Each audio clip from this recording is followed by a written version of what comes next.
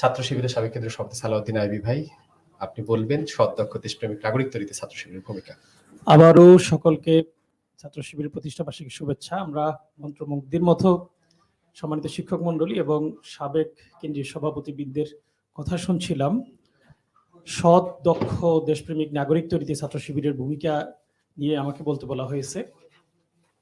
ছাত্র শিবির এমন এক কাফেলার নাম, যখন রাত জেগে আমরা ক্যাম্পাসে হলে ছিলাম, অন্যান্য ছাত্র সংগঠন আমাদেরকে শেখাতো এমন মন্দ কাজে লিপ্ত হতে যেটা এখানে প্রকাশ করার মতো নয়। সেই সময় ছাত্র শিবির আমাকে শিখিয়েছে রাত জেগে তাহাজ্জুদ নামাজ পড়তে।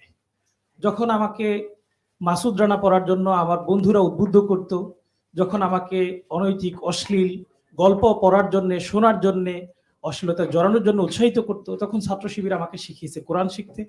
ছাত্র শিবির এমন এক সংগঠন, যে সংগঠন আমাকে কথা বলতে জানতাম না, একজনের সাথে নিজের পরিচয় দিতে গিয়ে আটকে যেতাম, সে আমাকে শিখিয়েছে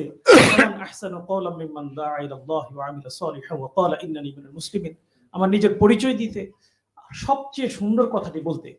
আমরা সময় অপচয় করতে যখন অভ্যস্ত হতাম, তখন ছাত্র শিবির আমাকে শিখিয়েছে অযথা কোনো মুমিন সেভাবে সময় ব্যয় করতে পারে না। আমি যখন নৈতিকতার এক চরম অন্ধকারে নিবদ্ধিত যাওয়ার জন্য নিজেকে উৎসাহিত করতাম, তখন ছাত্র শিবির আমাকে শেখাতো মুরিদিন মতোই নিজের চরিত্রকে ধরে রাখতে। ছাত্র শিবিরের নৈতিকতা, সততা, দেশপ্রেমের কথা সবাই এখন স্বীকৃতি দেয়। আপনারা গত 9 সেপ্টেম্বর 2021 সালে একটা কথা শুনেছেন, যুগান্তরে এসেছে যে গাছে গাছে দোয়া লিখেছে যে এলাকাবাসী স্বীকৃতি দিয়েছে বিসমিল্লাহ সুবহানাল্লাহ আল্লাহু আকবার, এটা শিবিরের কাজ। অর্থাৎ এলাকাবাসী এটা স্বীকৃতি দিয়েছে যে ছাত্র শিবির এই ভালো কাজটা করেছে। আপনারা ঢাকা সিটি কর্পোরেশনের দক্ষিণের মেয়র প্রার্থী ছিলেন ইশরাক হোসেন, তাকে শিবির বলে আখ্যায়িত করা হয়েছে। সে উত্তর দিয়ে বলেছে যে আমি কথা বলার আগে বিসমিল্লাহ বলে শুরু করি, এজন্য আমাকে শিবির বলা হয়। অর্থাৎ শিবিরেই ভালো কাজ দিয়ে, ভালো কথা দিয়ে তার কথাটা শুরু করে, এটা শিখিয়েছে।